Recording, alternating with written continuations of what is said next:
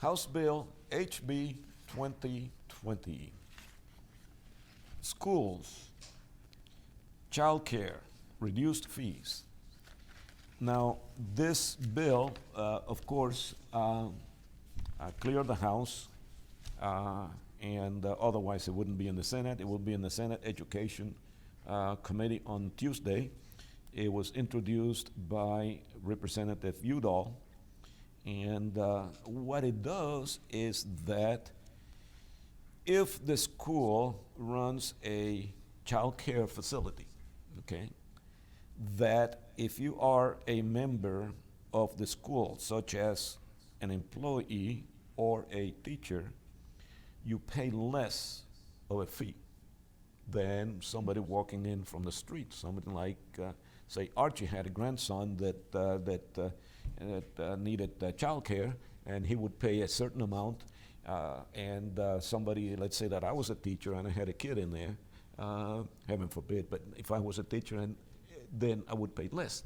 Good. Now, that clearly is unconstitutional. You should not be doing this, especially when it comes to facilities that are essentially government. You know, depends on who you talk to. They're quasi-government. They're not really government. But let's face it, most people consider schools to be government entities, okay? So how do they get around this provision that you cannot charge one person a fee and then another person a discounted fee for the same service? And the way they say it, and it's written in the bill, the way that they do it is by saying that the discounted fee that they give the teachers and employees is not substantially different from the cost of providing the service. In other words, it's saying that, well, it's okay because we're not making a profit, that's why we can give them a smaller rate. And it's okay for somebody else, though, to pay more. So we were against it when it came up before, and we're still against it. And it passed in the House. I bet Paul Boyer voted for it. Well, no, that was in the House, so he. Well, he will vote for it. Well, yeah, but there were 17 people who voted against it, all of which were Republicans. All the Democrats voted for it, and about half of the Republicans voted for this bill.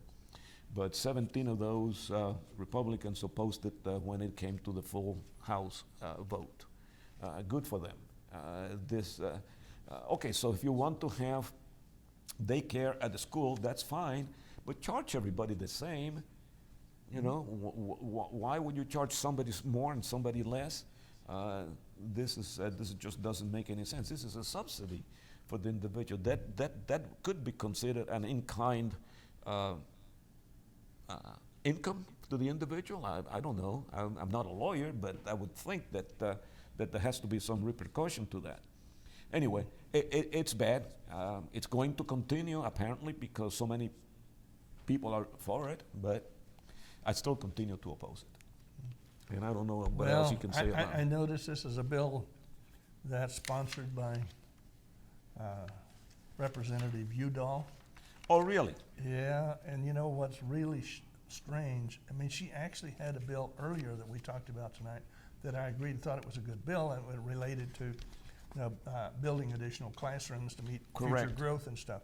But, you know, she's right back to it now. I mean, you know, she's coming up with stuff. I don't have the faintest idea where she comes up with this stuff. It has to be coming from the teachers union or someplace.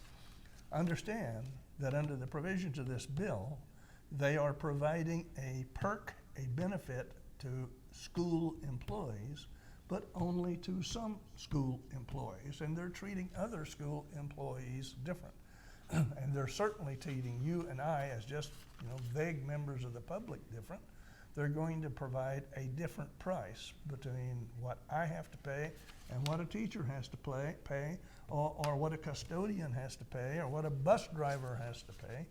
And this is nothing other than a perk or a benefit that is given to a school employee, and it's not treating the public or other members or all members of the school equally. So yeah, no, it's you know, it shouldn't see the light of day. Yeah.